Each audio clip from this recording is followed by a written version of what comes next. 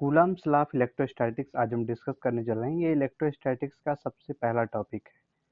ठीक है। The force of attraction और repulsion between two stationary point charges is directly proportional to the product of magnitude of charges and inversely proportional to the square of distance between them. ये तो statement है। इसका मतलब आप समझिए कि ये कूलम्ब्स लॉ कंडीशनल है। ये दो पॉइंट चार्जेस के बीच में काम करता है। कैसे दो पॉइंट चार्जेस? दो पॉइंट चार्जेस के बीच में अट्रैक्शन का भी फोर्स हो सकता है और रिपल्सन का भी हो सकता है।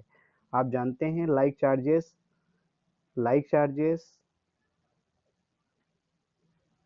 Attract, like charges repel each other, whereas unlike charges attract each other। तो यहाँ जो स्टेटमेंट है, द फोर्स ऑफ अट्रैक्शन और रिपल्सन किसके बीच? टू स्टेशनरी पॉइंट चार्जेस, दो रुके हुए चार्ज हों। स्टेशनरी मीन्स रुके हुए चार्ज हों।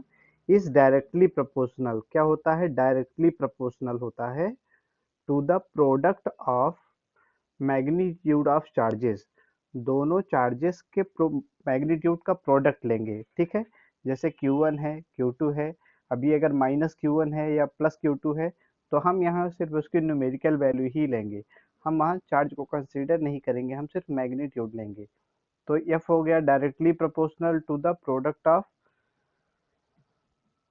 Magnitude of charges and inversely proportional to the square of distance between them. उनके बीच की जो चार्जेस होते हैं, उनके बीच की जो डिस्टेंस होती है, उसके इनवर्सली प्रोपोर्शनल होता है।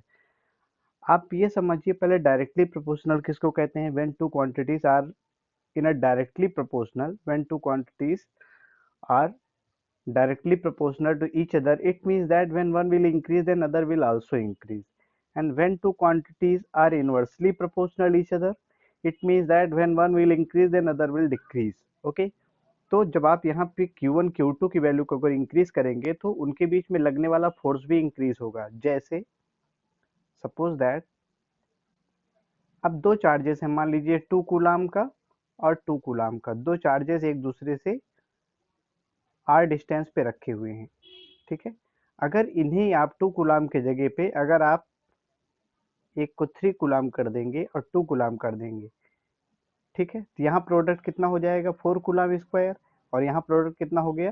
3 to 6 कूलाम स्क्वायर। तो यहाँ प्रोडक्ट क्या है? ज़्यादा है, तो यहाँ पे डायरेक्टली प्रोपोर्शनल है, तो यहाँ फोर्स भी ज़्यादा हो जाएगा, यहाँ फोर्स कम लगेगा। ठीक है।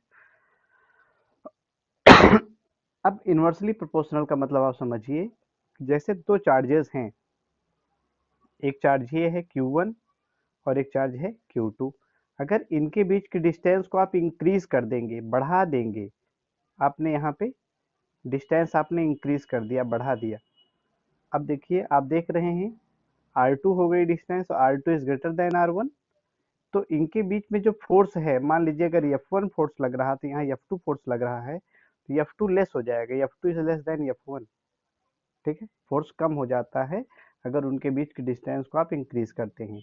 अब हम यहाँ क्या करेंगे? हम दोनों को मर्ज करेंगे। इक्वेशन 1 इसे बना लेंगे, इक्वेशन 2 इसको बना लेंगे, और इन दोनों स्टेटमेंट को हम मर्ज करेंगे एक साथ। F is directly proportional to mod Q1 mod Q2 upon R square, and when we remove the proportionality sign we get a constant known as proportionality constant. Here K is a 1 upon 4 pi epsilon naught. The proportionality constant depends on the medium of charges। यहाँ जो proportionality constant आ रहा है वो किस पे depend कर रहा है? चार्जेस के मीडियम पे डिपेंड कर रहा है। ठीक है। और फॉर वैक्यूम, अगर मान लीजिए medium, different medium have different value of के। ठीक है। अगर वाटर होगा तो के की वैल्यू अलग होगी, एयर होगा तो के की वैल्यू अलग होगी। तो वैक्यूम के लिए जरा हम पता करते हैं। वैक्यूम के लिए के की value 9 into 10⁻⁹ newton metre square पर कूलाम स्क्वायर, ये वैल्यू आती है वैक्यूम के लिए। और यहाँ पे 1/4 पाई एप्सिलॉन नॉट क्या है? एप्सिलॉन नॉट है, ये एप्सिलॉन नॉट को बोलते हैं permittivity of the free space. यहाँ पे हमने वैक्यूम लिया है, वैक्यूम इज फ्री स्पेस। ठीक है। तो ये एप्सिलॉन नॉट की जो वैल्यू है, ये एप्सिलॉन नॉट क्या है? परमिटिविटी है। परमिटिविटी का मतलब होता है it is the allowance of the electric field in any medium, कितनी इलेक्ट्रिक फील्ड अलाउ होती है उस मीडियम में, जिस मीडियम में जितनी ज़्यादा इलेक्ट्रिक फील्ड अलाउ होती है उसी के अकॉर्डिंग्स उसकी परमिटिविटी होती है। आइए हम 1/4 एप्सिलॉन नॉट की वैल्यू रखते हैं डायरेक्ट इस इक्वेशन में, इक्वेशन 3 में। ओके, और यहाँ पे रखेंगे वैल्यू तो हमें मिल जाता है F is equal to 9 into 10 to the power 9 Q1 Q2 upon R square. Is it clear?